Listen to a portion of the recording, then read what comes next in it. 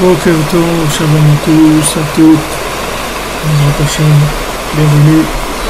Merci pour votre présence, votre assiduité, votre écoute.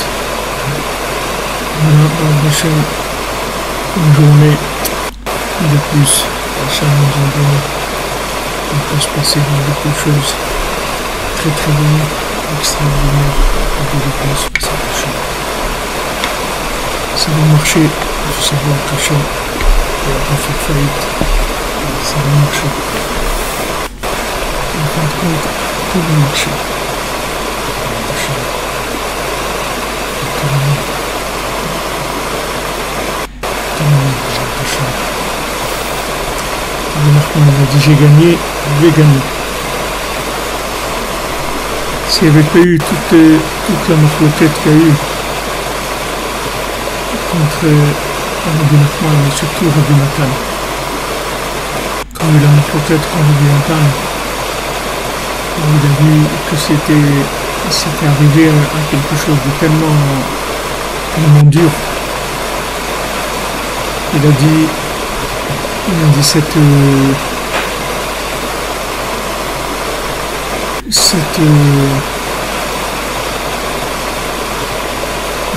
par le son de l'eau du public il dit avec cette marloquette, c'est-à-dire cette controverse qu'il y a eu contre eux qui était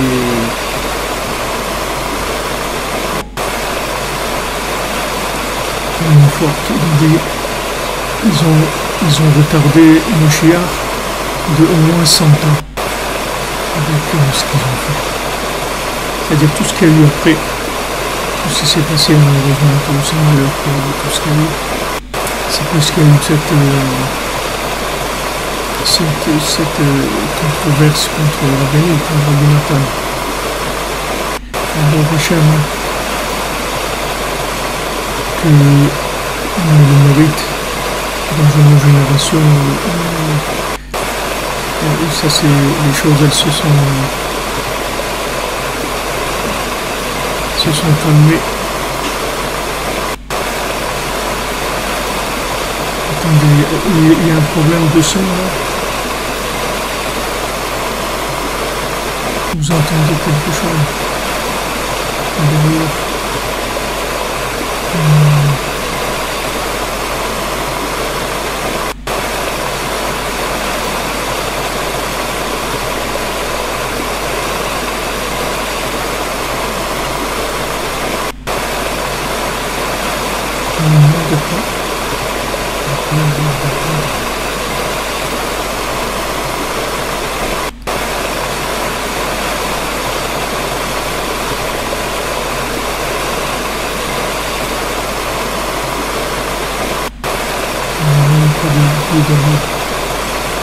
C'est pas moi, je ne veux pas de bruit.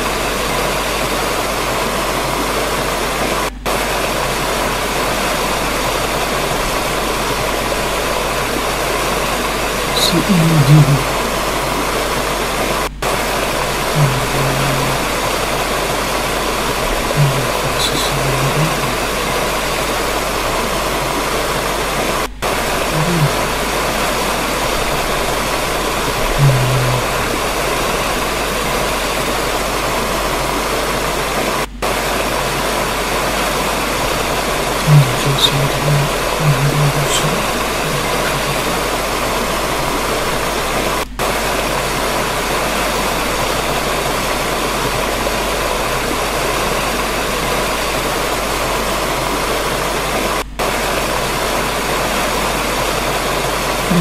Vous entendez? Moi j'arrive pour ça.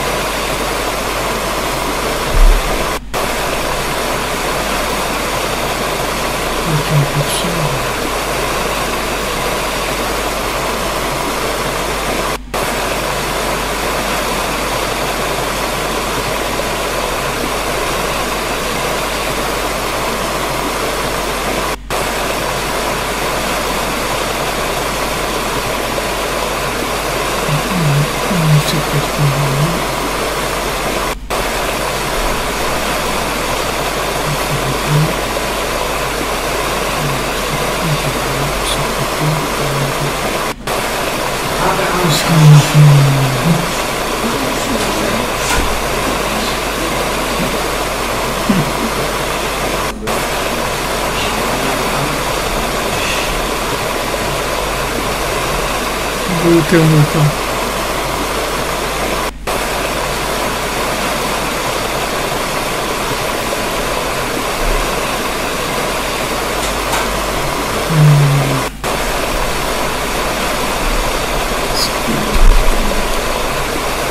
Prise de son trop élevée.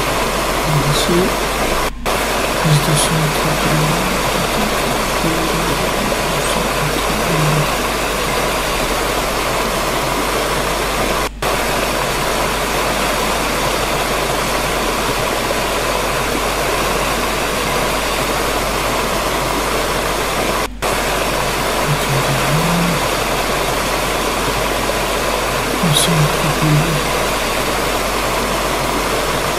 Et là, c'est un peu comme ça. Je vais essayer un petit peu.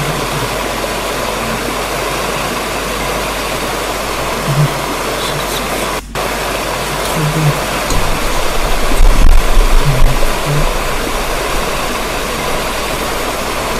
Branché, tout est branché.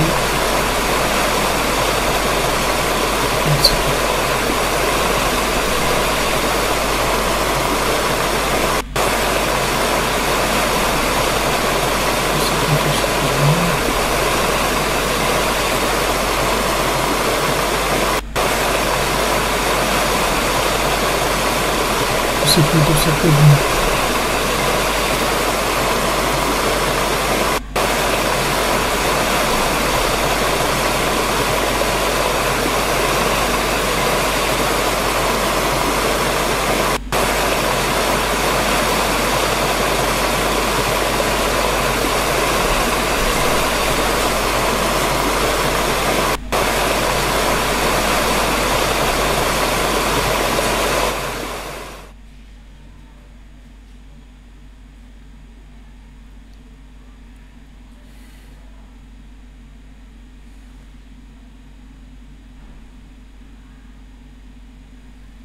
Je sais pas, dites-moi si le son est bon.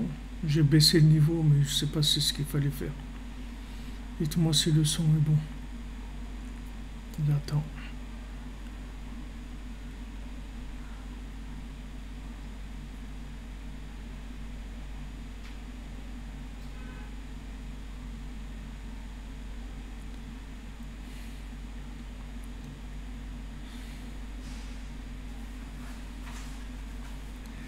Super.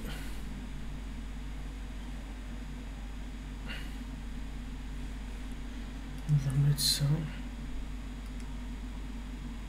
On va supprimer ça. Supprimer.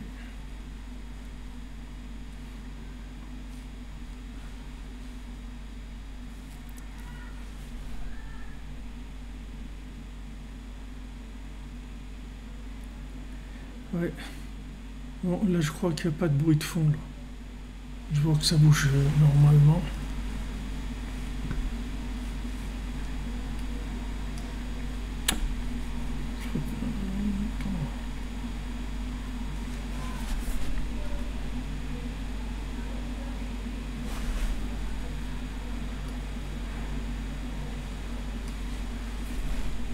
Bon, je pense que là ça doit aller mieux, non?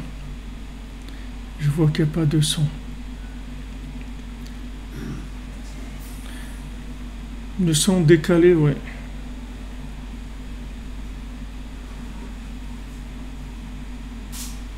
Ok. Alors on démarre. Il y a la makhloukat aujourd'hui aussi. Les forces négatives, les attaques, elles essayent d'attaquer. Il faut se renforcer. Ben, attention.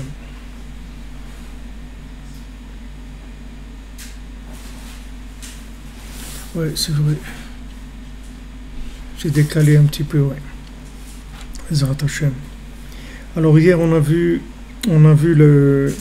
a parlé de la mitzvah de Kiddush HaChodesh et Rabbi Nathan nous a dit qu'il y avait un lien entre le fait qu'on sanctifie le mois et la sortie d'Égypte et le fait que de Chatzot, que à Chatzot à minuit il y a un lien qui se fait une fusion entre le lunaire et le solaire.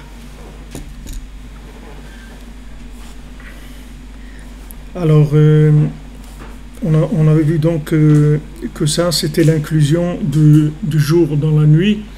Et le jour dans la nuit, ça veut dire que la pré-création s'inclut dans l'avant-création. Donc on a dit qu'il fallait casser le sommeil. En cassant la nuit, on permet à la lumière de dominer la nuit, c'est-à-dire à l'esprit de dominer le côté négatif qu'il peut y avoir dans la forme. Alors Rabbi Nathan dit chez eux prinat kimat chatzot laila shaber alayla lechlala bayom. Chez eux prinat yetziat mitzrayim kanal. Chez eux prinat trouma. Alors ça c'est le principe de la trouma, c'est-à-dire qu'on prélevait la trouma. La trouma c'est ce qui était prélevé et donné au Kohen et au Lévi. Donc à l'époque du Beth Amikdash, on prélevait dans tout ce qui poussait, on prélevait la trouma et on donnait au Kohen et au Lévi. Alors de la trouma, on apprend aussi le din de shlichut.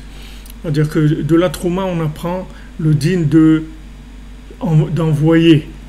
C'est-à-dire de quelqu'un qui est envoyé par un, c'est-à-dire un envoyeur qui envoie quelqu'un. C'est-à-dire le lien de shaliach, de la shlichut. Ki trouma sheu prinat tzedaka et prinat einaim, comme she'amru tenuzal, levracha le'inyan trouma. Alors, parce que la trouma, c'est la tzedaka, c'est-à-dire c'est ce qu'on donnait, puisque le Kohen et le Lévi, ils vivaient de cette trouma. Ils n'avaient pas une parnasse à eux fixe, c'était cette trouma que le Ham Israël leur donnait. Et ça, c'est lié avec la vue. On voit que la tzedaka est liée avec la vue, parce que nos sages ils disent que il faut donner Aïn Yafa, c'est-à-dire il faut donner avec un Aïn Yafa, c'est-à-dire il faut donner avec un bon œil. C'est-à-dire que Aïn Yafa, ça veut dire donner, c'est une expression pour dire généreusement, de donner généreusement. Echad me'arbaim, un 40e, qui karat tzedaka wa emuna shema'amin b'Hashem yitbarach. Parce que qu'est-ce que c'est la tzedaka? La tzedaka, en fait, c'est la emuna qu'on a emuna dans Kadosh Baruch Hu. C'est ça le ikar de la tzedaka. She'akol b'ashgachato, que tout se fait par providence, venoten ladal et marso, et qui donne aux pauvres ce qui lui manque. Ki biglal hadavar hazeh yevorchu Hashem. Grâce à cette chose-là, Akadosh Baruch Hu va le bénir, c'est-à-dire à cette tzedaka, comme shkatuv vehe'emin b'Hashem ve'yachsheveha lo tzedaka.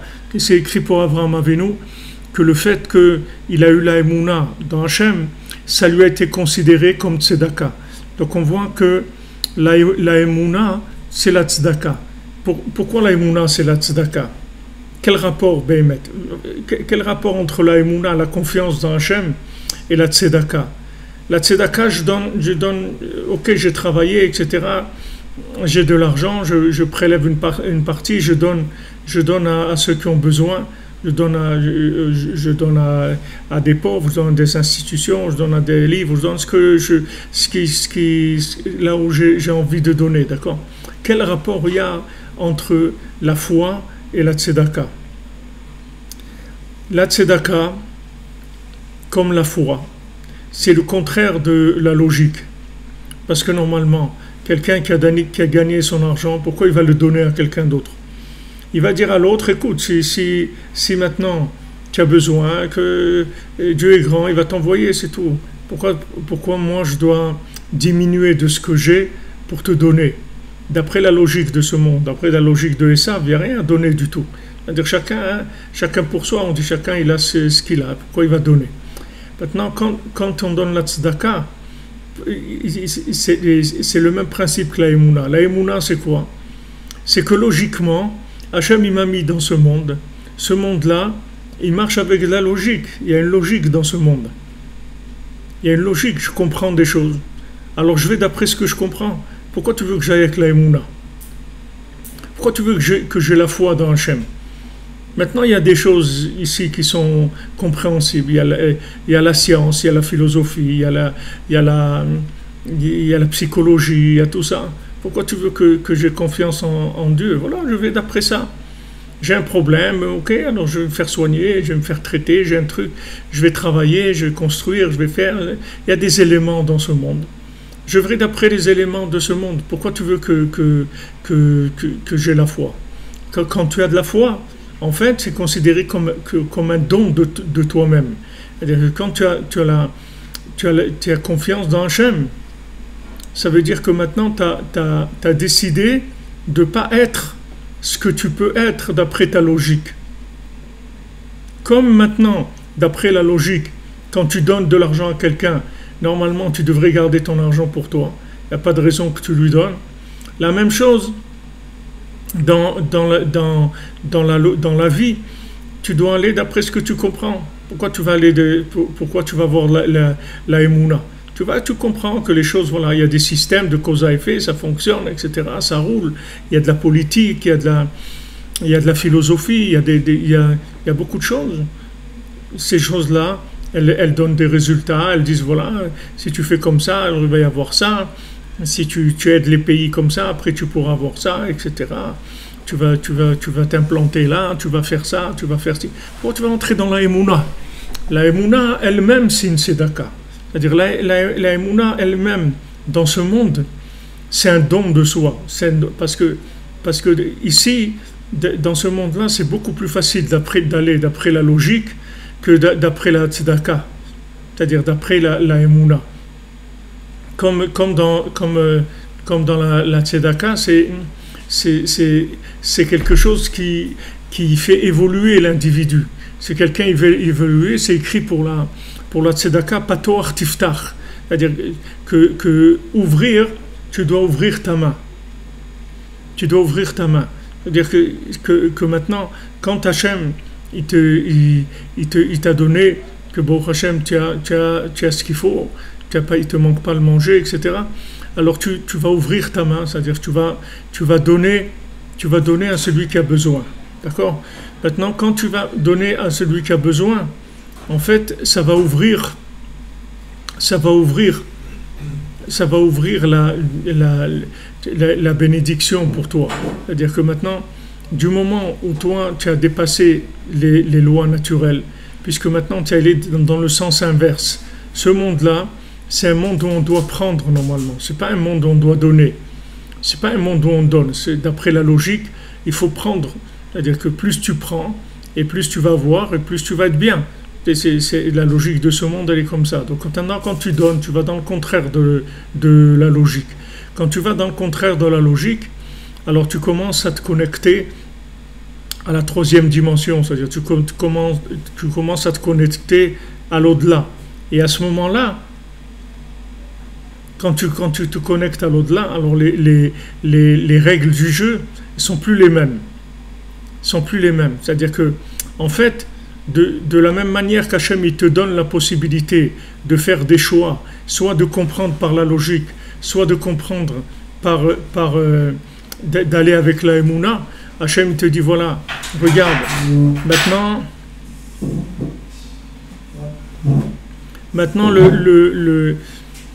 tu as le choix. Quelqu'un il a un grand magasin, il fait du chiffre d'affaires. Voilà, le Shabbat, il fait beaucoup de chiffre d'affaires.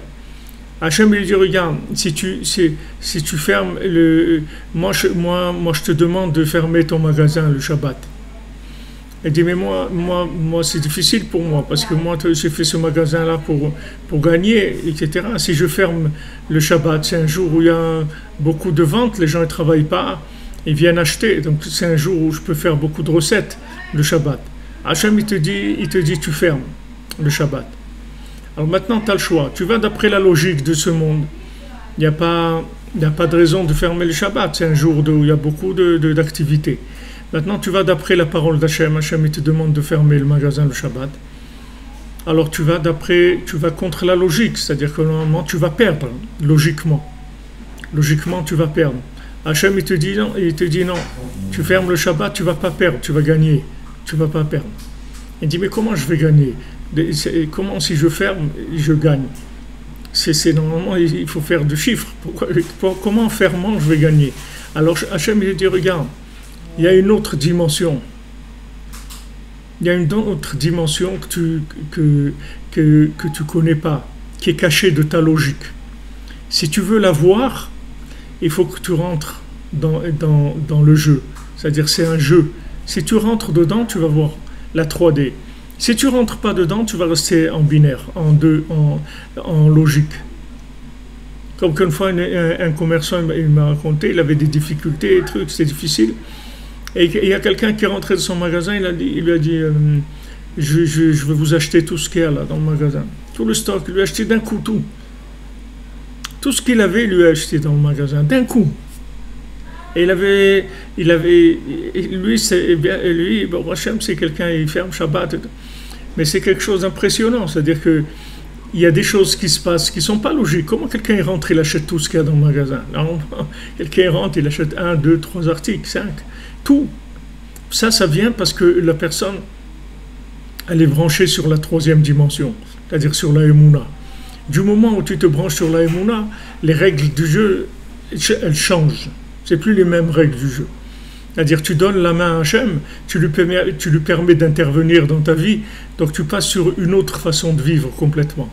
Mais c'est un don de toi. C'est-à-dire que le fait que tu rentres dans la 3e dimension, le fait que tu rentres dans la Emouna, c'est de la tzedaka. C'est-à-dire que le fait qu'Abraham Avinu, il a eu Emouna dans Hachem, Hachem lui a dit, regarde, ce que tu fais là, que tu me fais de la tzedaka en étant mine en moi, en ayant confiance en moi, c'est une tzedaka que tu me fais. Pourquoi? Parce que Béhémet, il n'y a pas plus pauvre dans le monde que Hachem. Hachem, c'est le plus pauvre qu'il y a sur terre. C'est-à-dire que c'est celui qui donne tout et les gens ne le reconnaissent pas. C'est celui qui est le moins connu, c'est-à-dire le moins reconnu sur terre. C'est le plus pauvre. Hachem s'appelle Ani, c'est-à-dire qu'il est pauvre. Pourquoi? Parce que le pouvoir d'Hachem, il n'est pas reconnu. Les gens ne reconnaissent pas le pouvoir d'Hachem. Les gens, ils vivent dans leur logique. On va faire ça, on va faire comme ça, on va construire ça, on va arriver là, on va faire... Et où il est le créateur? Où il est Hachem? Hachem, il est pauvre. C'est pas quelqu'un qui est demandé par le monde. Le monde ne cherche pas à trouver Hachem. Donc maintenant, chaque fois que tu as la Emouna, en fait, c'est un don de ta logique que tu fais à Hachem. Tu aurais pu aller selon ta logique et tu ne vas pas selon ta logique. Maintenant, tu pries avant de faire quelque chose, tu pries pendant que tu fais quelque chose, tu pries après avoir fait la chose. Chaque fois que tu pries, c'est une tzedaka que tu fais à Hachem. Parce que normalement, pourquoi tu vas prier? Tu fais ce que tu as à faire, c'est tout. Pourquoi tu vas prier? Tu dois aller faire une affaire, acheter une voiture, n'importe quoi. Tu l'achètes, c'est tout. Pourquoi tu vas prier? Parce que tu dis non, je vais pas faire les choses tout seul. Je veux que ce que je fais, il y ait le Créateur avec moi. Il y ait le Créateur qui soit avec moi. C'est une autre approche de la vie. À part que maintenant, dans le résultat, c'est sûr que le résultat il sera beaucoup plus optimisé quand Hachem il va être avec toi que quand tu vas être tout seul. Mais ça, tu ne peux pas le voir avant. Ça, tu le verras après. Tu ne peux pas le voir avant. Et des fois, même après, tu ne le verras pas. Mais le fait que maintenant, tu décides d'associer Hachem à ta vie, en fait, c'est une tzedaka que tu fais à Kadosh Baruch Hu. Bien que ça a l'air un petit peu absurde, puisque Hachem, il n'a pas besoin de toi. Hachem, il n'a pas besoin de toi. Mais Hachem, oui. Hachem, pour te donner, il a besoin de toi. Hachem, il ne peut pas te donner si toi, tu ne fais pas quelque chose pour l'inclure dans ta vie. Il ne peut pas te donner ce qu'il a à te donner. Parce qu'il y a des tribunaux en haut qui siègent et qui vont d'après la logique. C'est-à-dire que maintenant, pourquoi Hachem, il te donnerait quelque chose? Pourquoi il te donnerait la réussite? Pourquoi il te donnerait la refoua? Pourquoi il te donnerait le bonheur? Pourquoi il te donnerait de découvrir Rabbi Nachman, de connaître Rabbi Nachman, d'aller à Ouman, de faire un tikkun haklali? Pourquoi il te donnerait des choses comme ça qui sont des secrets du monde? Ce sont des secrets de toute la création du monde, de la réparation de tous les univers. Pourquoi il te donnerait ça?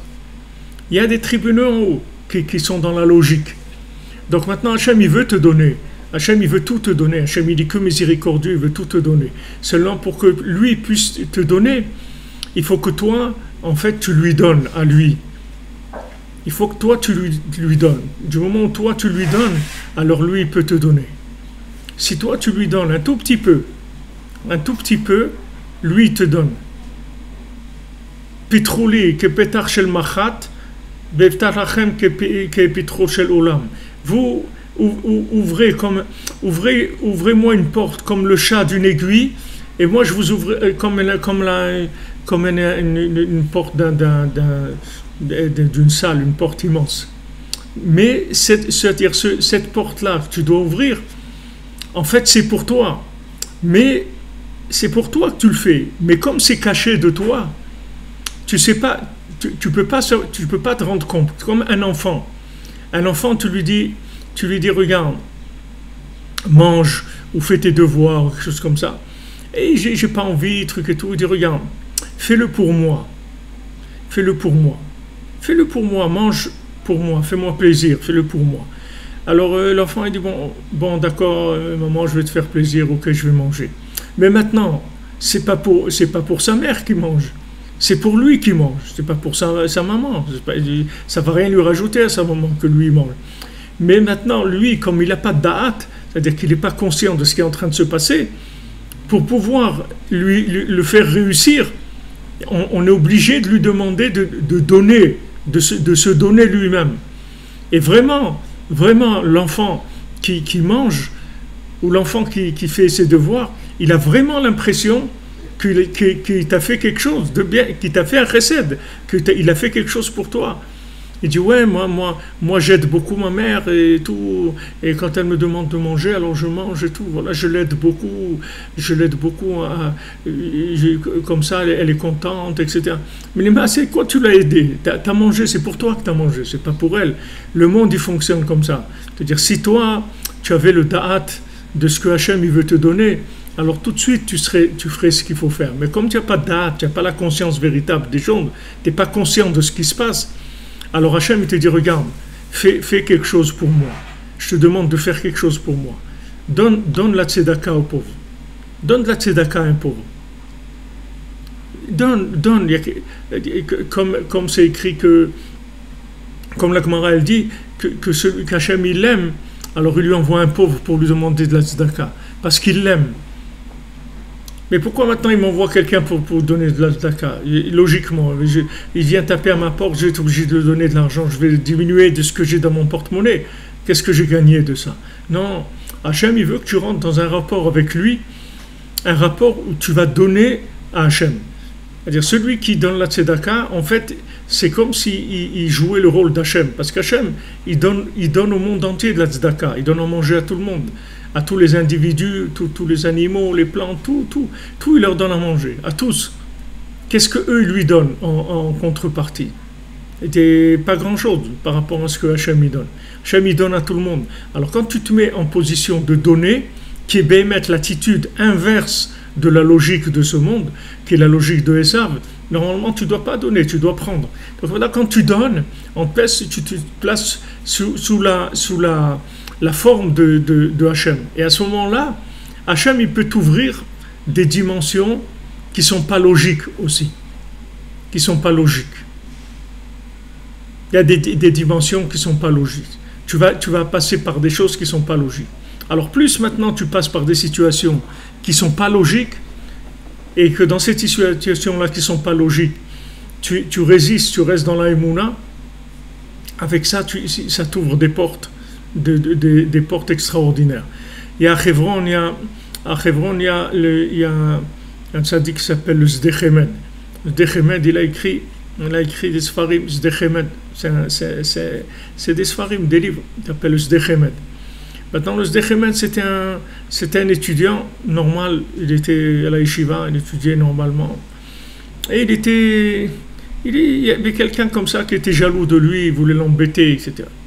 Et qu'est-ce qu'il a fait? Il a été, alors il a payé quelqu'un pour qu'il vienne parler du mal de lui à la yeshiva.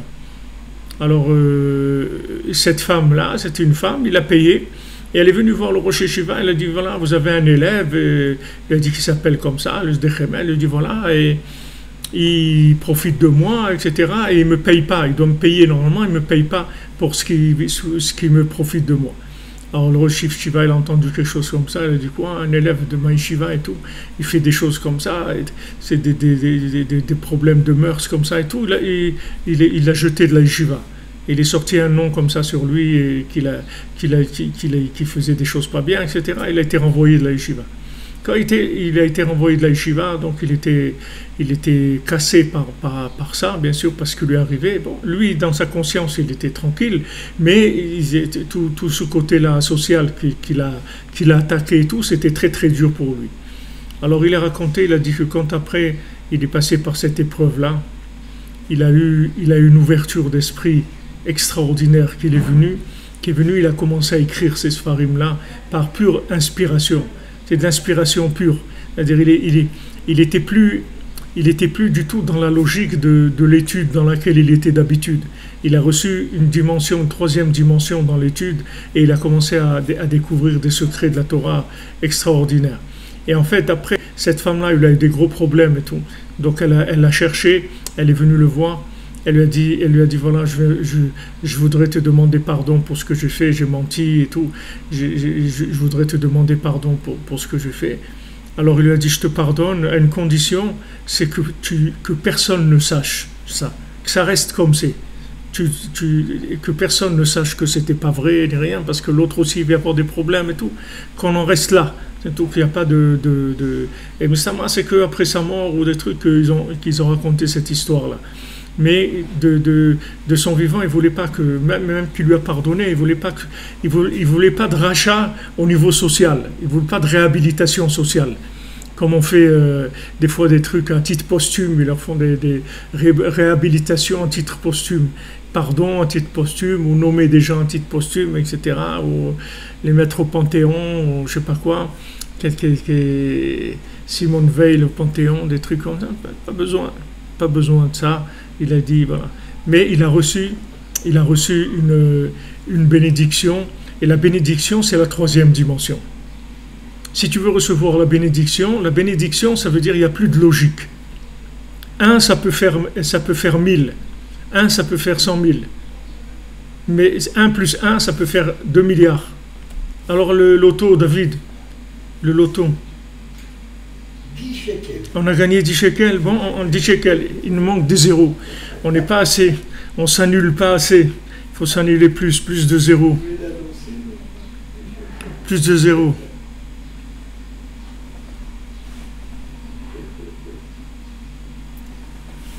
Il faut plus de zéros. On n'est pas assez. Il faut plus d'humilité.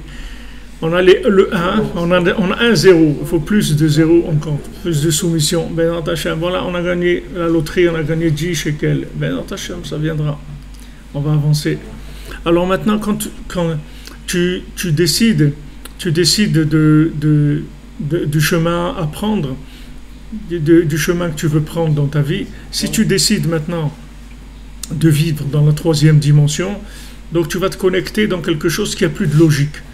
Il n'y a plus de logique au point de vue compréhension, au point de vue réussite matérielle ou spirituelle. Il n'y a plus de logique. C'est-à-dire ce sont d'autres chemins complètement. Alors, ça, c'est le ikar de la tzedaka. Ça, c'est ce qui s'appelle la vraie tzedaka. La vraie tzedaka, en fait, c'est de laisser Hachem intervenir dans ta vie. C'est ça la vraie tzedaka. Être un vrai bal tzedaka, c'est que tu laisses Hachem conduire ta vie. Tu dis Hachem, voilà, fais de ma vie ce que tu veux.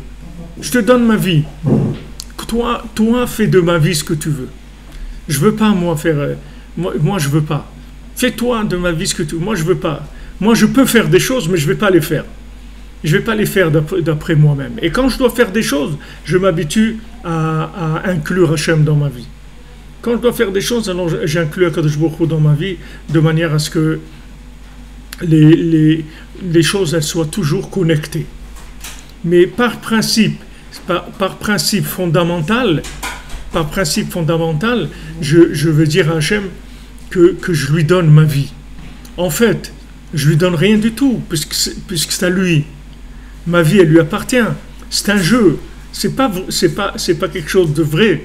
C'est pas quelque chose si on veut dans le concret, je lui donne rien du tout, parce que c'est lui qui Hachem il dit, qui est-ce qui, il dit, tu as mis une mezouza à la porte de ta maison, c'est bien, Mazal Tov.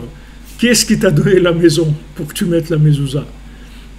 Qu'est-ce qui t'a donné? C'est moi qui t'ai donné la maison. Donc qu'est-ce que tu es en train de maintenant, tu crois que tu as mis la mezouza, tu m'as fait quelque chose. Ne crois pas, restons, c'est-à-dire on va pas parler de choses qui sont désagréables, restons dans le, mais n'oublie pas que chaque fois que tu embrasses la mezouza, ne crois pas que tu as mis la mezouza sur une maison qui m'appartient, c'est moi qui te donne la maison. Donc c'est un jeu où Hachem il te donne la possibilité de lui donner quelque chose. Mais tu lui as rien donné. Comme elle dit la Mishnah, Tenlo Michelo, Kiata Veshelcha Shelo. Donne-lui ce qui lui appartient. Parce que toi, entièrement, et tout ce qui t'appartient, c'est à lui. Alors donne-lui ce qui lui appartient. C'est tout. C'est à lui. En fait, quand tu dis à Hachem, je te donne ma vie, tu lui as rien donné. C'est à lui. Ta vie, elle est à lui. Chaque fois que tu respires, c'est à lui. Tout ce que tu as, c'est à lui. Tout. Ton corps, ton âme, tes yeux, ton cerveau, ton épouse, tes enfants, ta maison, ton travail, ton intelligence, tout ce que tu peux avoir dans ta vie, tout ce que tu peux avoir, tout c'est à lui. Alors maintenant, qu'est-ce que tu lui as donné? Tu lui as donné ce qui est à lui. Mais quand tu lui as donné ce qui est à lui, tu as su monter une épreuve où tu crois que c'est à toi. Comme le petit enfant qui dit ben oui, j'ai fait plaisir à ma maman. J'ai fait plaisir à ma maman, je mange, voilà. Alors quelqu'un dit, mais tu aides ta maman? Je dis, bien sûr, je l'aide. Quand elle me demande de manger, je mange. Je lui fais pas des histoires. Alors lui, il est sûr qu'il a fait quelque chose de bien à sa maman. Il n'a rien fait du tout. C'est pour lui qu'il a fait. Il n'a rien fait du tout à sa maman. Il n'a rien fait. Quand il va grandir, il va se rendre compte que les mains, c'est tout ce qu'il croyait faire pour sa maman, c'est pour lui qu'il le faisait. Donc Hachem, quand il te dit donne-moi, en fait, il te dit pas donne-moi. Il te dit je veux te donner quelque chose. Je veux te donner une autre dimension. Mais je peux pas, tu comprends pas que je suis bloqué. Je peux pas te donner sans qu'il y ait un éveil de ta part, un appel de ta part, un éveil d'en bas, une participation de ta part. Parce que si tu participes pas, je peux pas te donner parce que c'est rien ce que je vais te donner si tu participes pas. Mais si toi tu participes, alors tu ouvres la possibilité pour moi de te donner. Donc tu rentres dans le système de la troisième dimension de l'Ashgacha Pratit. C'est pour ça qu'on voit que c'est qu'il y a le Inyan d'Enaïm, comme il a dit, Aïn Yafa, que celui qui donne, il doit donner Aïn Yafa, avec un bon œil, c'est-à-dire généreusement, avec la générosité. Parce que ça s'appelle Aïn Yafa, un bon œil. Pourquoi un bon œil? Parce que quand tu donnes, alors tu as l'œil d'Hachem qui vient sur toi, c'est-à-dire que tu deviens un protégé d'Hachem. Alors Rabbi Nachman il dit dans ses Purim-Asiot, dans le conte des 7 mendiants, dans le 6e mendiant, celui qui n'a pas de main, il dit moi quand je prends, je donne. Moi ça n'existe pas prendre. Il a dit ma Kabbalah c'est une netina, c'est-à-dire quand moi je prends, en fait je prends rien du tout. Je donne à quelqu'un. Chez Rabbeinu, il y avait quelqu'un, il s'appelait Moshe Chinkes. C'était quelqu'un qui était proche de Rabbeinu, très proche de Rabbeinu. Et ce Moshe Chinkes, il était riche, mais il n'avait pas d'enfant. Et comme ça, des années et des années, il n'avait pas d'enfant. Il avait été voir un rave et tout, il lui a dit, toi, de toute façon, tu ne peux pas avoir d'enfant. Donc il n'a pas pensé à se remarier pour essayer d'avoir des enfants et tout, il est resté comme ça. Mais Rabbeinu, avant de quitter ce monde, quand il a donné son testament à Rabbi Nathan, il a dit des choses. Une des choses qu'il lui a dit, il lui a dit, dis à Moshe Chinkes que si il se remarie, alors il aura des enfants. Alors Rabbi Nathan, après que Rabbeinu soit décédé, il lui a dit ça à Moshe Chinkes. Il lui a dit, le Rebbe, il a dit ça. Mais Moshe Chinkes, il voulait pas écouter. Et quelques temps après, un jour, il a une discussion avec Rabbi Nathan, et Rabbi Nathan lui a dit que c'est dommage, tu pourrais avoir des enfants et tout, pourquoi tu n'écoutes pas ce que Rabbeinu... Alors il a voulu écouter, il a été voir son épouse, il a dit, regarde, voilà, Rabbi Nachman dit que si je me remarie, j'aurai des enfants, mais je veux pas, est-ce que tu es d'accord, etc. Il a dit, moi je suis d'accord, on partage, ils étaient très riches, il a dit, on partage toute la fortune en deux, et moi je suis d'accord de divorcer. Donc il a partagé toute sa fortune, la moitié avec son épouse, il s'est remarié, et il a eu un garçon, et Bémet, il a un garçon et une fille.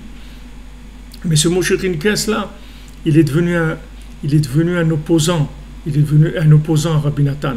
Il y a eu une histoire très, très longue, comment ça s'est passé, qu'il a été influencé par des gens qui étaient des opposants de Rabbi Nathan. Et Mamash, il est devenu opposant de Rabbi Nathan. Et Rabbi Nathan, il a tout fait pour essayer de le garder de son côté, mais il n'a pas pu, il est devenu opposant. Alors pour la tzedaka, une fois, Moshe Rinkes, il est devenu tellement opposé qu'il a dit, toute la tzedaka que j'ai donnée, le mérite de toute la tzedaka que j'ai donnée à Rabbi Nachman, je veux l'annuler. Je veux que ça soit annulé, que ça soit compté comme si j'ai rien donné. Tellement il est devenu opposant et tout. Alors Rabbi Nathan lui a dit, ça tu peux pas faire. Ça tu peux pas. Ce que tu as donné à Rabbeinu, jamais tu pourras l'annuler. C'est-à-dire même s'il a perdu la tête et il a fait ce qu'il a fait après, ça ne changera rien. Ce qu'il a fait pour Rabbeinu, ça va dans l'éternité. Pas quelque chose qui peut détruire. Il ne pourra jamais détruire ça. Alors quand Rabbeinu il prend de quelqu'un, en fait il fait que lui donner, c'est tout. Et si Rabbeinu est en Ukraine et que c'est difficile d'aller, qu'il faut prendre un avion, un billet d'avion et tout, voilà, mais pour Rosh Hashanah, les billets c'est presque $1000, alors qu'il n'y a aucune raison, un billet d'avion pour l'Ukraine ça coûte 200 ou 300, pourquoi ils vendent $1000? Et normalement, s'il y a 50 000 personnes, ça doit coûter moins cher. Pourquoi ça coûte 3 fois le prix ou 4 fois le prix? C'est comme ça, Rabbeinu il veut comme ça, que les personnes elles payent comme ça, c'est le Rebbe qui veut comme ça. Et après, les gens ils se rendront compte que Béhémet, c'était que pour eux. Mais pour l'impression, maintenant, ils ont l'impression qu'ils donnent quelque chose. Comme le petit enfant, c'est la même chose. Il croit qu'il a fait du bien à sa maman en mangeant. Et c'est pas que ce qu'il a mangé, c'est pour son bien-être à lui. Alors nous, on croit que toutes ces choses-là, ce sont des choses qui, dans la logique de ce monde, elles viennent en opposition. Mais en fait, c'est que pour la bénédiction de l'individu et pour rien d'autre. Le tzaddik, le tzaddik, il veut rien des gens. Le tzaddik, dans ce monde, il a rien. Comme Moshe Rabbeinu, il a dit, est-ce que j'ai déjà utilisé l'âne de l'un de parmi vous? Est-ce que j'ai déjà pris quelque chose à le faire? Ils ont dit jamais. Et qu'est-ce que vous voulez de moi? Est-ce que je vous ai déjà utilisé? Est-ce que je vous ai déjà demandé quelque chose pour moi? Est-ce que de tout le poste que j'ai eu de manik du Ham Israël, de dirigeant du Ham Israël, est-ce que j'ai exploité à un moment cette chose-là à mon avantage? Rien du tout. Il n'a jamais rien pris. Les tzadikim, Yesodei Olam, des manigim comme ça du Ham Israël, ils prennent rien pour eux. Ils prennent rien de ce monde. Ils savent que toute la raison pour laquelle ils sont là, c'est que pour donner, c'est tout. Alors maintenant, ce qui est extraordinaire, c'est de voir que quand en fait, on a un acte de émouna, c'est-à-dire que maintenant, quand il nous arrive quelque chose, ou bien quand on va faire quelque chose, si on le fait émouna, on ne le fait pas avec notre logique, on le fait avec l'émouna. Et quand on a quelque chose qui s'est passé, on le prend avec la émouna, pas avec la logique. Alors ça nous passe directement dans la troisième dimension, c'est-à-dire la bénédiction, l'intervention divine dans notre vie. Du moment où je sais que c'est pas la chose logique qui va faire que ça va marcher ou pas marcher, parce que dans le monde il y a beaucoup de choses que les gens ils font, chez certains ça marche, d'autres ça marche pas. Les médicaments ils marchent, des fois ils marchent pas. Le travail des fois ça marche, des fois ça marche pas. Il y a des gens qui ont les mêmes magasins, des fois ça marche, des fois ça marche pas. Il y avait quelqu'un, il habitait à Paris, il avait un magasin. Et un jour, il y avait la poste à côté, les bureaux de la PTT, des PTT. Avant, je ne sais pas si aujourd'hui ça s'appelle encore PTT, la poste. En tout cas, ils avaient besoin d'agrandir leur bureau de poste. Donc, ils sont venus lui proposer de lui acheter son magasin. Et ils lui ont acheté son magasin très, très cher. Très, très cher. C'est-à-dire, ça ne valait pas du tout ce qu'ils lui ont payé. Hachem, il a décidé comme ça, c'est tout. Voilà, il a pu monter en Israël et faire la tzedaka et être mamash il a fait des choses extraordinaires avec ça. Ashrei chelko, mais heureux est-il. Mais pourquoi? Parce que c'est un monsieur qui est rentré dans la troisième dimension dans sa vie. Il est rentré, il ne va pas dans la logique. Il ne va pas dans la logique. Il sait que maintenant, par exemple, en hiver, eh ben, à Paris, tu ne peux pas faire la tfila, tu ne peux pas finir avant 9 h la tfila. C'est impossible. Le soleil se lève tellement tard et tout. Alors, il ne peut pas ouvrir son magasin avant 10 h. Il faut qu'il misse la tfila, s'il doit accompagner ses enfants à l'école et tout, il va ouvrir son magasin à 10 h. Maintenant, s'il ouvre à 10 h, alors normalement, il va rater des gens, parce qu'il y a beaucoup de gens, ils ont besoin d'acheter avant d'aller au travail ou des trucs. Et lui, c'est comme ça, c'est tout. Lui, il va selon les chemins d'Hachem et il a l'émouna que c'est comme ça que ça va marcher. Et les choses, elles se mettent en place par rapport à ce que lui, il a décidé quand il le fait avec émouna. C'est pour ça que ce que... Dieu a décidé. Non. Par rapport à ce que toi, tu décides, parce que tu as la émouna dans Hachem. C'est-à-dire, toi, tu décides maintenant que non, tu vas prendre le temps de faire ta prière, tu vas ouvrir plus tard. Logiquement, tu vas perdre des clients. Mais c'est pas vrai. Hein? Peut-être tu les perdras aussi. Oui, ça c'est oui. Même s'il ouvre tôt, peut-être il perdra encore plus. Ça on ne sait pas. Non, mais il y a une logique dans ce monde. Si il y a plus de chances. Peut-être la logique, c'est Edsem qui les vit comme ça. C'est sa logique à lui. Oui, ok. C'est sa logique. Il a pris une logique. Oui, mais ça c'est pas. Mais c'est pas de la logique ça. Parce que la logique, c'est que plus ton magasin il est ouvert, plus il y a de chances d'avoir des clients. C'est ça la logique de ce monde. Mais quand maintenant tu dis je vais ouvrir plus tard, et nous, par exemple, le Yitzhak Al-Vachalom m'a dit, voilà, tu étudies à mi-temps et tu travailles à mi-temps. Alors je dis quand est-ce qu'il faut étudier? Si tu étudies le matin, c'est mieux d'étudier le matin. Ok, alors on a toujours fait comme ça. Le matin, on n'a jamais travaillé. On commençait toujours à travailler à 1 h de l'après-midi. Le matin, on ne travaillait pas. D'ailleurs, c'est le Yortzeit, c'est le Yortzeit de Rav Yitzhak, c'est jeudi soir, le 23, Tammuz. Alors, le matin, on ne travaillait pas. Mais maintenant, tu vas dire à quelqu'un, tu as une entreprise qui n'ouvre pas le matin, mais tu vas pas, comment tu vas fonctionner? Il y a des livraisons, il y a des trucs qui se font que le matin. Des camions, ils viennent pour livrer et tout, c'est que le matin, ils ne viennent pas l'après-midi. Tu vois qu'après, tout le système, il va se mettre en place par rapport à ce que tu as décidé. Pourquoi? Parce que pourquoi tu as décidé de faire ça? Parce qu'il y a Emunat Rachamim, parce que tu dis, voilà, c'est comme ça que ça doit être, c'est tout. Moi, le matin, je ne peux pas travailler. Mais quoi? Comment tu vas faire? Moi, je ne peux pas. Le matin, je dois étudier la Torah, c'est tout. Maintenant, à partir d'1 h de l'après-midi, je commence à travailler, c'est tout. Et tu vas voir que ça ne change rien du tout. C'est-à-dire que dans ta vie, ça ne va rien changer du tout, au contraire.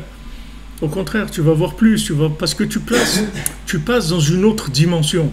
Tu n'es plus dans la dimension de la logique. C'est vrai que la logique de ce monde, et plus tu travailles, plus tu vas gagner. C'est comme ça, apparemment, la logique de ce monde. Mais il y a une autre dimension. Et cette dimension va te tester sur la Emouna.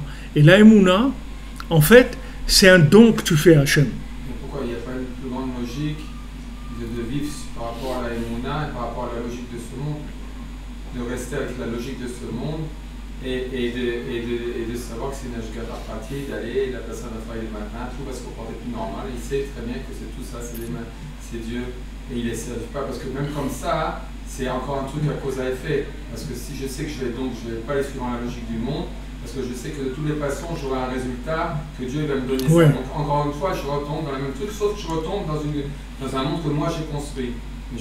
Non, c'est pas toi qui l'as construit. Si maintenant. Maintenant, je travaille. Donc, si je vais sur un gigafa d'accord, je pars au four. Si tu dis je vais être chômeur Shabbat. Non, il y a des bases minimum.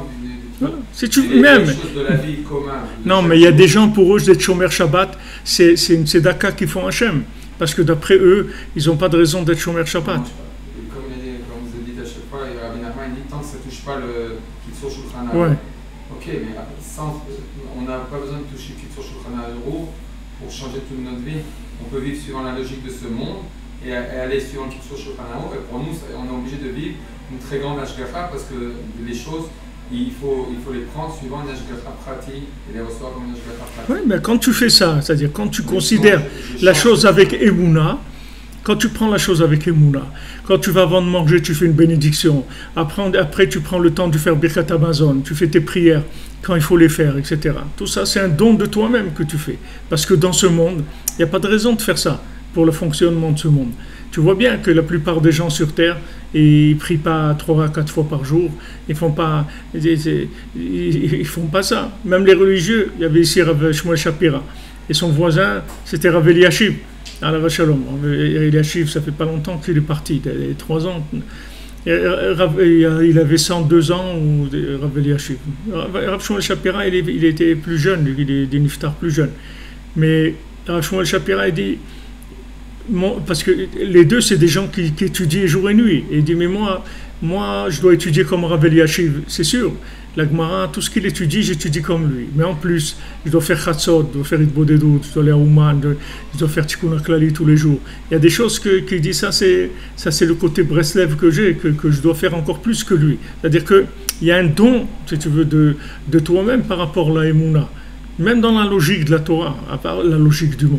Mais chaque chose que tu vas vivre, quand maintenant tu le vis avec la halacha, qui est basée sur la Emouna, parce qu'il n'y a aucune raison de faire comme ça ou comme ça. Les gens, ils n'ont pas de raison de faire une bénédiction, ils mangent, c'est tout, quand ils ont faim. Pourquoi tu fais une bénédiction? Parce que tu fais rentrer Hachem dans ta vie. Tu dis, c'est toi qui as créé ça, c'est toi qui as créé ce fruit, c'est toi qui me l'as donné. Et c'est par rapport à ça que je suis en train de manger ce fruit-là. Alors maintenant, toi, ça, c'est considéré que tu fais tzedaka à Hachem. Ça, cette attitude-là, c'est que tu donnes à Hachem. Parce que d'après la logique des cœurs de pierre de ce monde, tu ne dois pas faire ça, normalement. Dans la logique de ce monde, les gens, ils n'ont pas de raison de faire ça.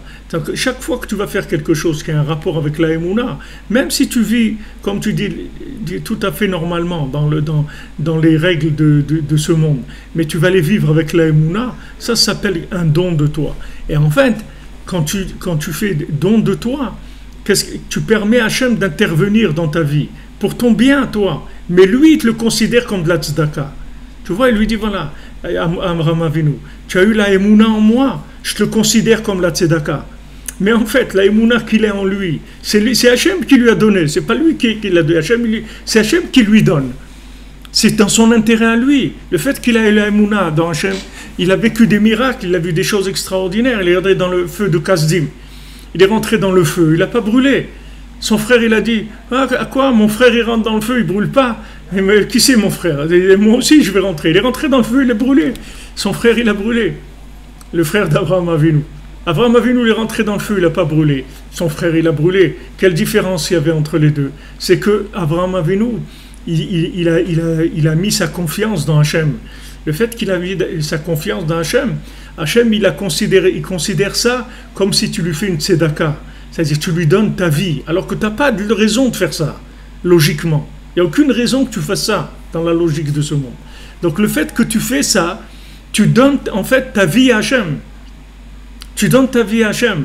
Maintenant, du fait que tu donnes ta vie à Hachem, Hachem, il va te donner tout ce qu'il y a de meilleur dans le monde. Il va te donner la bénédiction dans tout ce que tu fais, etc.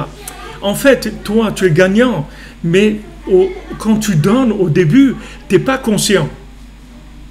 C'est ce que je voulais vous dire tout à l'heure dans la mitzvah de tzedaka, qu'on dit patoar tiftach. Ouvrir, tu vas ouvrir. On dit la tzedaka, on dit ouvrir, tu ouvriras. Pourquoi la Torah, elle dit 2 mots, ouvrir, tu ouvriras? Parce qu'elle te dit que la tzedaka, c'est quelque chose qui est très difficile à faire quand quelqu'un n'a pas l'habitude. Parce que la tzedaka, c'est quelque chose qui s'ouvre. C'est comme on dit, l'appétit vient en mangeant. La tzedaka, c'est comme ça. C'est quand tu donnes que ça t'ouvre pour te donner plus. Et il y avait un maasé d'un Breslever qui s'appelait Abalé. Abalé à Ouman, il était très riche. C'était un Breslever très riche. Et une fois, il y avait Rav Pinchas Yehoshua, qui était un grand tzaddik, un Breslever, tzaddik gadol, c'était le Rav de Rav Aaron Kiblitcher, un très grand tzaddik. Et il avait comme ça plusieurs années de loyer qu'il n'avait pas payé. Un jour, ils sont venus pour le renvoyer de sa maison. Alors, il est venu chez Rav Abalé, il était riche. Il lui a dit voilà, si tu peux m'aider, pour voilà ce qui m'arrive, etc. Alors, Rav Abalé, il lui a dit quelle somme ça représente. Il lui a dit voilà la somme. Alors il lui a dit, bon voilà, je te donne un montant. Il lui a donné 20% de la somme. Alors lui, il a dit merci et tout. Et il est parti. Il est parti. Quand il est parti, il était dans la rue, il a été l'appelé, il lui a dit, viens, viens, reviens. Il lui a donné la moitié de la somme. Après, et l'autre, il est parti, après une ratio choix. Et comme ça, plusieurs fois, il partait, il l'a rappelé, jusqu'à qu'il lui a donné toute la somme. Et il lui a dit, regarde, d'un coup, je ne pouvais pas te donner cette somme-là. Alors il lui a dit cette chose-là, patoar tiftar. C'est-à-dire, quand j'ai donné un peu, après j'ai pu donner plus. Mais je pouvais, cette somme-là, d'un coup, je ne pouvais pas la donner. Impossible. Impossible. Tu m'aurais dit, voilà, je vais te donner. Pourtant, il avait, c'est pas qu'il n'avait pas, mais il ne pouvait pas. Il pouvait pas, parce que c'est quelque chose d'énorme. C'est-à-dire, au point de vue retour par rapport à Hachem, c'est énorme. C'est-à-dire, c'était un engagement qui était énorme. Donc, d'un coup, il ne pouvait pas. Donc, la chose, elle s'ouvrait elle-même. Petit à petit, elle s'ouvrait elle-même. Rabbeinu dit que le Ikar de la Tzedaka, le Ikar de donner, c'est de casser la Chazariout, c'est de casser la cruauté qu'il y a dans l'homme. On voit de la Torah, Hachem il a dit à Yohanavi, et Taorvim, Tziviti le Kalkelecha. Les corbeaux, c'est à eux qu'Hachem il a donné la mission d'aller amener à manger à Yohanavi. Eux, ces corbeaux, ils prenaient du manger d'un endroit et ils amenaient à manger à Yohanavi qui était dans le désert, dans une grotte, dans un endroit où il n'avait rien de quoi manger. Alors Hachem lui a dit, et Taorvim, Tziviti le Kalkelecha. Les corbeaux, je leur ai donné, c'est à eux que j'ai donné cet ordre-là de te donner à manger.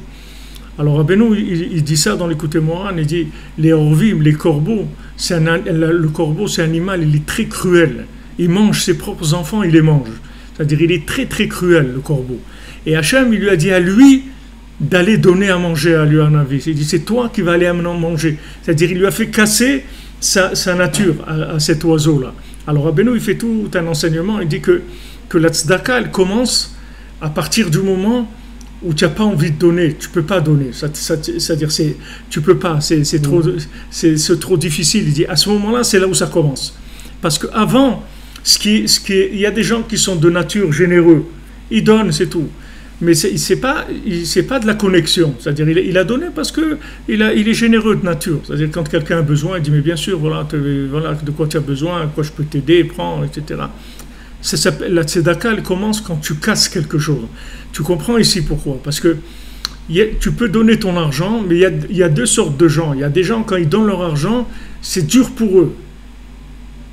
Ils ont cassé quelque chose. Des gens, quand ils donnent, non, c'est rien du tout. C'est pas. Mais quand la personne elle casse quelque chose, alors c'est une autre dimension.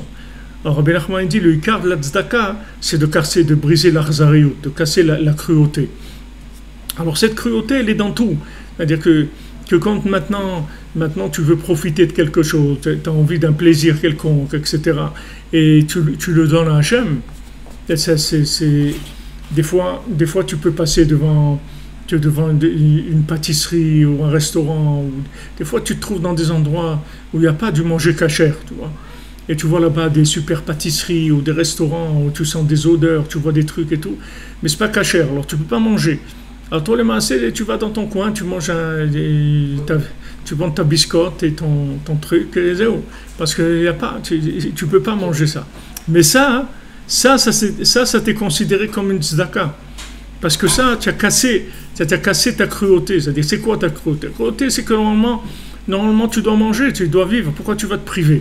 Il y a des bons gâteaux, il y a des bons trucs, il y a des trucs bien dans ce monde. Pourquoi tu vas te priver? Tu n'as pas de raison de te priver.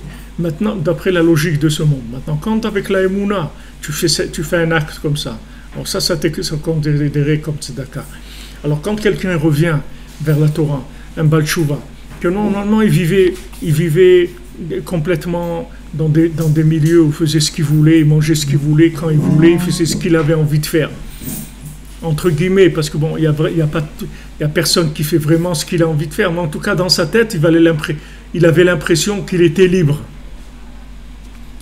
de faire ce qu'il voulait. Il n'avait pas l'impression qu'il y avait quelqu'un sur lui. Mais il imagine qu'il est libre. Mais disons dans ce monde imaginaire-là, qui mange quand il veut, il se lève quand il veut, fait ce qu'il veut, etc. Maintenant, quand il fait tchouva, il vit dans un nouveau système parce qu'il s'engage par rapport à Hachem. Maintenant, lui, le fait que maintenant il change de vie, il change de mode de vie, ça lui est considéré comme tzedaka. C'est pas comme s'il est religieux. Un religieux, c'est pas la même chose. Un religieux qui mange kasher, c'est la vie, c'est normal pour lui, c'est tout, il n'y a rien de spécial. Mais quelqu'un qui ne mangeait pas kasher dans sa vie, et maintenant il mange kasher, chaque fois qu'il mange kasher, et chaque fois qu'il ne mange pas kasher, ça lui est considéré comme une tzedaka qui fait Hachem. Parce qu'il était là-bas, lui il vient de là-bas. Donc c'est pas comme quelqu'un qui est habitué à autre chose. Donc chaque fois que cette personne-là, elle mange du manger kasher, alors c'est considéré comme quelqu'un que normalement, d'après d'où il vient, il devrait manger non kasher. Le voilà, il mange kasher. Et maintenant, chaque fois qu'il ne mange pas non kasher, ça lui est considéré comme une mitzvah. Ça est considéré comme un don. C'est pour ça que le Baal Tshuva ou le guerre, celui qui se convertit au Baal Tshuva, c'est la même chose. Il est entièrement sous l'ashgacha pratit. C'est-à-dire il va vivre dans un niveau de providence très très élevé. Parce qu'en fait, il a donné toute sa vie pour Hachem. Maintenant, tu vas lui dire, mais qu'est-ce que tu as donné? Regarde Hachem, regarde ce que tu as reçu. Il dit, oui, même si j'ai reçu tout ce que j'ai reçu, mais j'ai donné ma vie. C'est-à-dire, j'ai donné ce que j'aimais, même si ce que tu aimais, c'est des bêtises. C'est des bêtises, ok. Mais toi, dans ta tête, c'est pas des bêtises. Maintenant, un petit enfant, sa maman lui dit, viens manger, arrête de jouer, etc. Viens manger, fais-moi plaisir, viens manger. Ok, maman, je vais te faire plaisir, j'arrête de jouer, je viens manger. Maintenant quand il va grandir, on va lui dire, mais tu n'as rien donné à ta maman, tu as arrêté de jouer. Qu'est-ce qu'il faut jouer? C'est des bêtises à côté de se nourrir. Tu t'es nourri, tu as pris des forces, etc. pour grandir. Nous, c'est la même chose. C'est-à-dire, tu sors d'Égypte.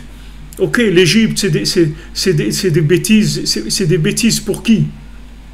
C'est des bêtises pour celui qui n'a aucun rapport avec l'Égypte, celui qui est arrivé à un niveau de conscience de la vérité qui aurait été notre conscience si on était resté 400 ans en Égypte.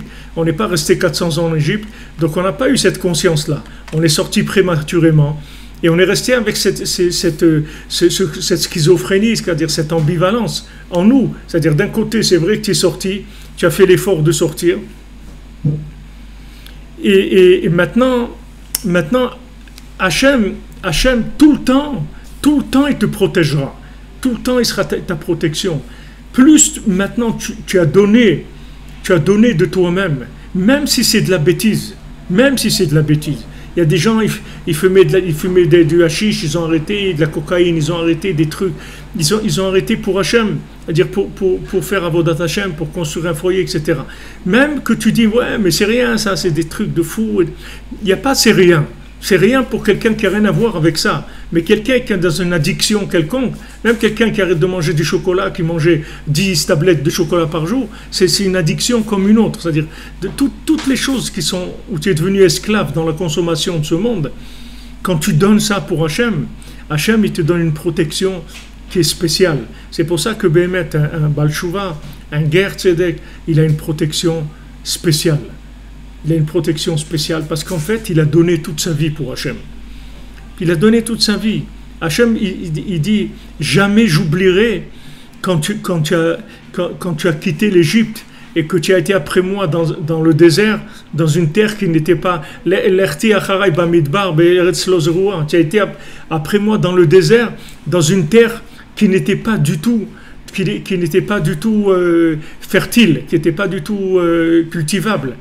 Tu es parti, tu n'as pas posé de questions. Qu'est-ce qu'on va manger, qu'est-ce qu'on va boire, où on va dormir, un truc. Tu es parti, c'est tout. Tu es parti. Cette chose-là, ça déclenche toute la prise en charge d'Hachem.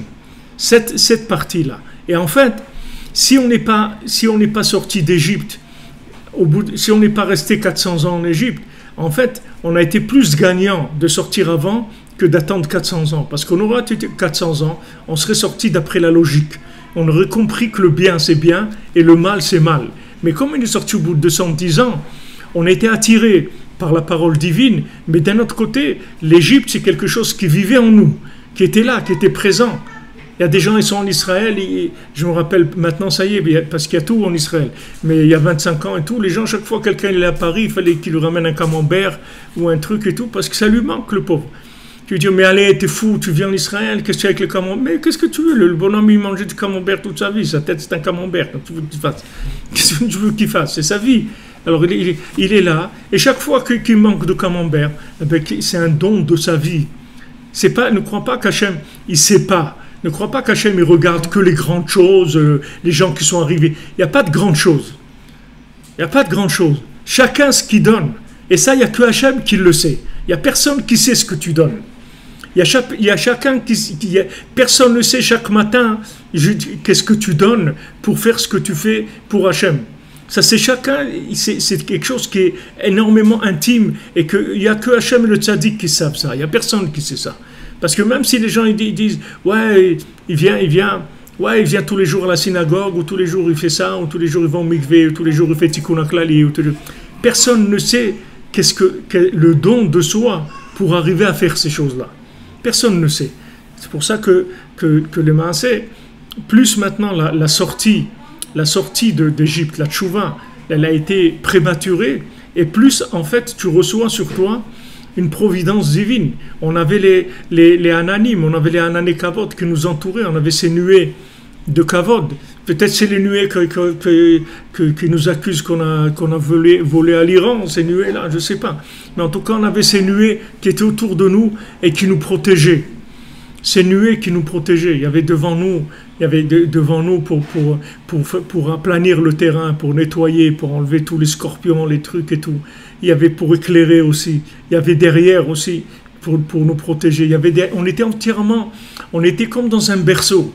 Quand on était pris complètement dans un berceau, une bulle comme ça, divine, comme un bébé dans les bras de sa maman. La même chose. Et Béhémet, un Baal Tchouva, il est comme ça.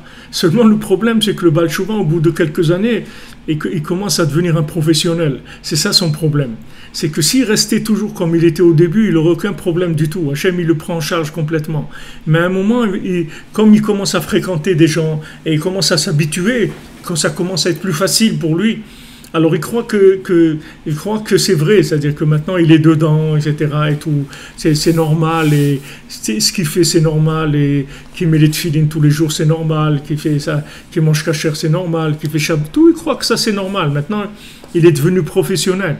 Il faut faire attention, il ne faut jamais devenir professionnel, il faut rester toujours amateur.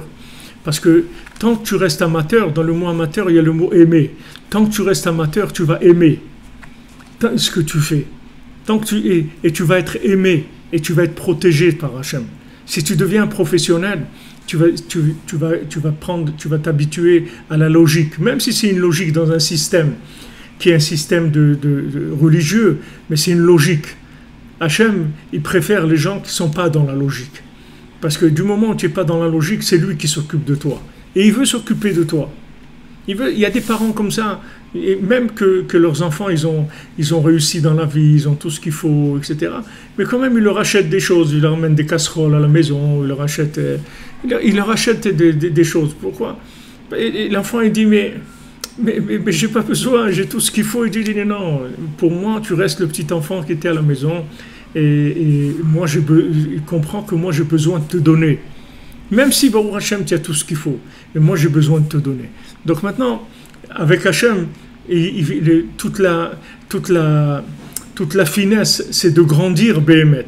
Il faut grandir beaucoup dans Avodat Hachem. Mais il faut faire attention, il ne faut pas devenir professionnel. Même si tu grandis, il faut rester toujours avec l'émerveillement et la simplicité de quelqu'un qui commence. Quelqu'un qui vient de commencer.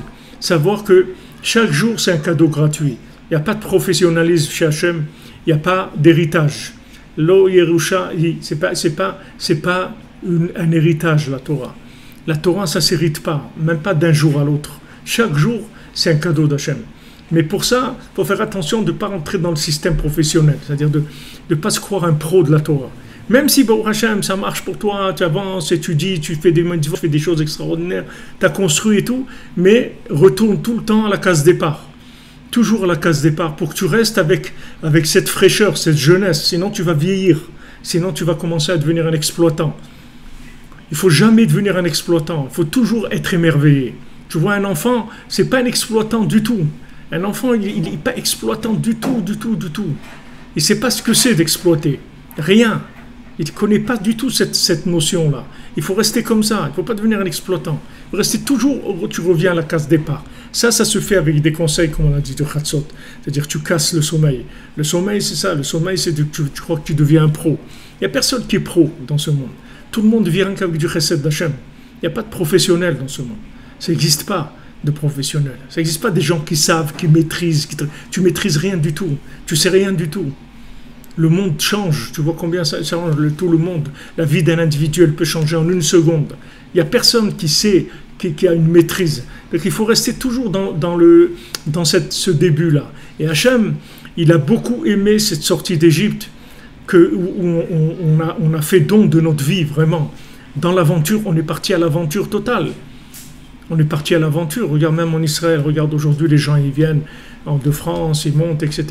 Et ils ne savent pas qu'est-ce que c'est de venir ici à 50 ans. Ils ne savent pas qu'est-ce que c'était il y a 50 ans ici. Ils n'ont aucune idée de qu'est-ce qu'il y avait en Israël il y a 50 ans. Et aujourd'hui, les gens, ils viennent avec tout ce qu'il y a, avec tout, et pour eux, c'est difficile. Mais ils ne savent pas qu'est-ce que c'est il y a 50 ans. C'était un autre pays, un autre monde complètement. Ça n'a rien à voir avec ce qu'il y a aujourd'hui.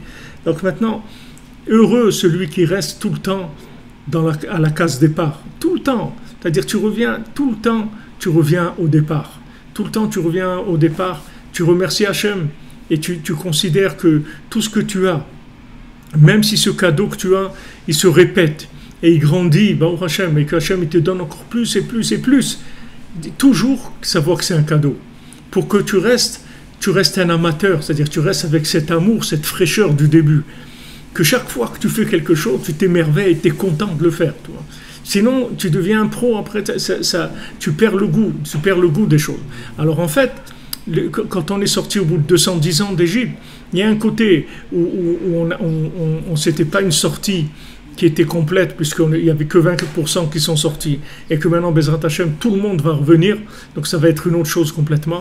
Mais l'avantage qu'il y avait, c'est que le fait qu'on était encore ambivalent comme ça, on avait une moitié en Égypte, une moitié égyptien, moitié juif, moitié aventurier, ça donnait un plaisir à Hachem extraordinaire. Parce que à chaque fois qu'on faisait quelque chose, il y avait l'autre côté qui était là. C'est-à-dire que chaque fois que tu fais une mitzvah, il y a l'autre côté qui est là. Et Hachem, ça lui fait énormément de plaisir de voir ces deux côtés-là. D'un côté, il est très content que tu fasses les mitzvot et tout, mais d'un autre côté, il voit que ce que tu as laissé pour pouvoir faire ça, et ça c'est ça l'honneur d'Hachem. Et ça lui permet, ce côté-là, c'est ça qui lui permet d'intervenir dans ta vie et de te prendre en main complètement. Comme au départ, tu sais rien du tout. Tu vois bien, tu te lances dans l'aventure totale, tu sais rien. Tu t'engages, tu sais pas ce que tu vas devenir, tu sais pas comment tu vas travailler, comment tu vas faire ce que tu vas faire, avoir une maison, tout ça, tu sais rien. Mais cette chose-là, il faut la renouveler comme ça tous les jours. C'est ça ce qui s'appelle tzedaka. Parce que sinon, après, tu n'es plus un Baal tzedaka. Après, tu n'es plus un Baal tzedaka. Après, tu es un pro, c'est tout.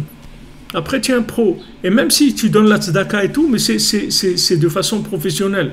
C'est-à-dire, il n'y a plus de cœur, il n'y a plus de sensation d'avoir fait un effort pour arriver à ça. Et Hachem, ce qui compte pour lui, c'est cette balance-là. C'est-à-dire, plus la chose, elle te demande un effort, c'est-à-dire que tu es conscient de la valeur de la chose, parce que tu laisses des choses pour ça, ça fait monter le nom d'Hachem, c'est-à-dire ça lui permet d'intervenir dans ce monde. C'est ça qui le révèle. Alors quand je vous ramène toujours, c'est pour ça que Yitro, il a révélé Hachem plus que tout le monde. Le Zohar dit, le nom d'Hachem, il n'a jamais été révélé comme Yitro. Pourquoi ? Parce qu'il a laissé 70 cultes d'idolâtrie. Il était un prêtre d'idolâtrie, c'était un maître dans l'idolâtrie, il connaissait 70, il a laissé tout ça pour Hachem. Mais ça, c'était toujours sur la balance. La personne, elle oublie, parce qu'elle rentre, elle commence à construire sa vie. Mais Hachem, jamais il oublie, il n'y a pas d'oubli chez Hachem. Hachem, il sait exactement l'effort que tu as fait et que tu continues à faire pour vivre cette vie-là.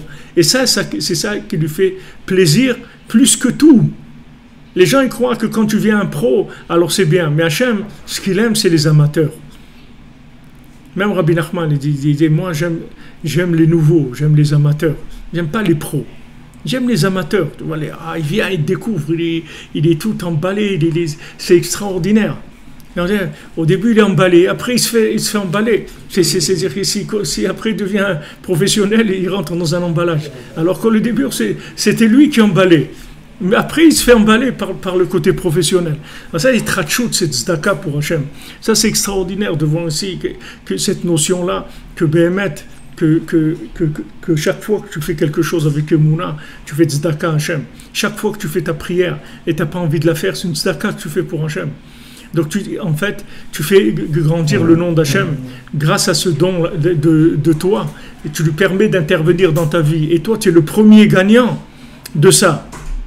Mais de la façon comme tu es maintenant, tu crois que tu as fait quelque chose de bien pour Hachem. En fait, tu n'as fait que prendre. Mais tu permets à Hachem de te donner. C'est ça qu'il veut. Il a construit ce monde pour te donner. Mais pour qu'il puisse te donner, il faut que tu aies l'impression que c'est toi qui lui donnes. Sinon, ça ne marche pas. Si toi, tu as l'impression de lui donner, alors comme ça, lui, après, il peut te donner. Mais sinon, si tu viens, tu dis, donne-moi, il ne peut pas te donner. Parce que tout de suite, il y a la logique d'en haut, les tribunaux qui sortent et qui accusent. Tout de suite, qu'est-ce qu'il a fait? Pourquoi tu veux lui donner? Il dit, non, je n'ai rien donné, c'est lui qui me donne, c'est pas moi. Regardez, il a confiance en moi, il me demande d'intervenir dans sa vie. C'est lui qui me donne, il me donne une place dans ce monde. Il me construit une maison dans ce monde. Il me laisse une place dans son cœur. Mais il me fait un Mishkan pour que je puisse résider dans ce monde. C'est lui qui me le fait. C'est pour ça que tout le Mishkan, c'était avec le don du cœur de chacun.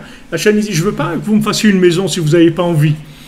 Je veux que cette maison, ça soit une maison que vous ayez construite avec votre cœur, que vous ayez envie de la faire. C'est ça qui m'intéresse. Donc maintenant, ce que vous allez donner, il faut que ça soit une Nedivut Lev, c'est avec ton cœur. Dans toute la Avodat Hashem, il faut que ça soit comme ça. C'est-à-dire, il faut que tu le fasses parce que tu veux faire plaisir à Hachem.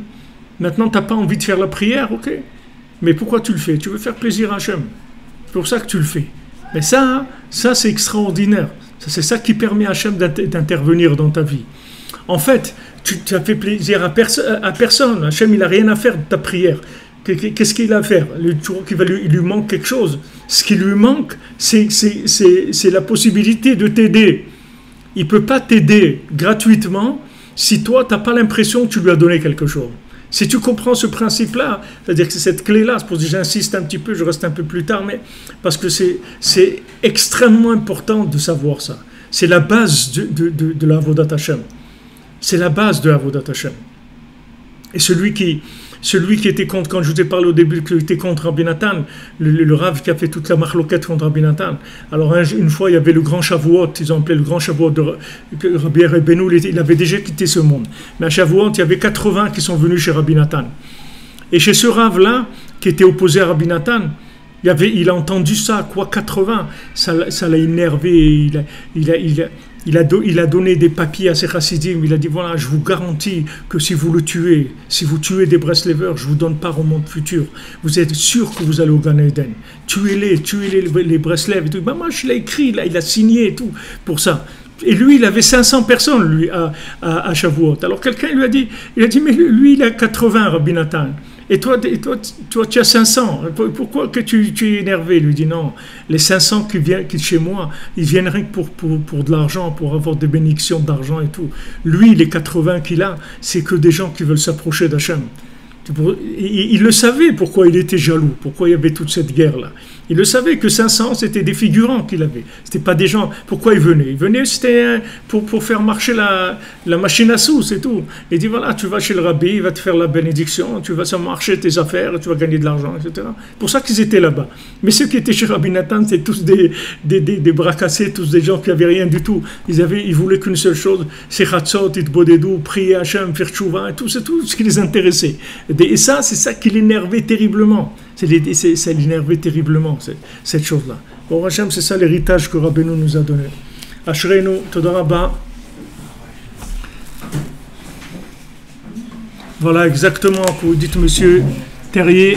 Le tam, même quand il devient riche, il réussit et tout, il reste simple. Même quand il devient intelligent, il reste simple.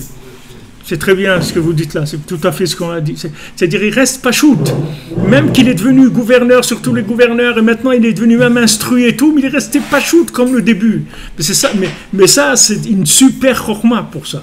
Parce que la réussite, même un petit peu de réussite, ça gonfle la personne. Comme il donne l'exemple, il dit le gars qui est derrière le camion, les boueurs là, qui est derrière, qui tient, il roule comme ça, il a l'impression qu'il domine le monde, il est à l'extérieur, même s'il est sur un camion de poubelle. Mais le fait qu'il est attaché comme ça, qu'il roule, il marche pas comme tout le monde, il regarde les gens de haut dans la rue. Mais il dit, regarde, un camion de poubelle, hein, mais toi tu marches. Moi, regarde, je roule, moi. Moi, j'ai des ailes, je suis pas comme toi. Donc, le moindre truc de ce monde, il peut tourner au vinaigre si la personne, elle sait pas l'utiliser. Batzlacha, bonne journée. Merci pour votre présence et votre patience aussi. On a un petit peu des problèmes. Batzlacha. Et on se retrouve à l'antenne demain. Et Bezat Hashem, qu'on ait le route d'accomplir ce dont on parle, au moins que ça vive un petit peu, Bezat Hashem, dans notre vie, dans notre cœur. Merci pour tout les amis, merci pour votre soutien, pour votre aide. Et ça avance, bon Hachem, beaucoup de gens que grâce aux paroles de Rabbeinu, ils avancent dans leur vie. Ashrenu. Merci.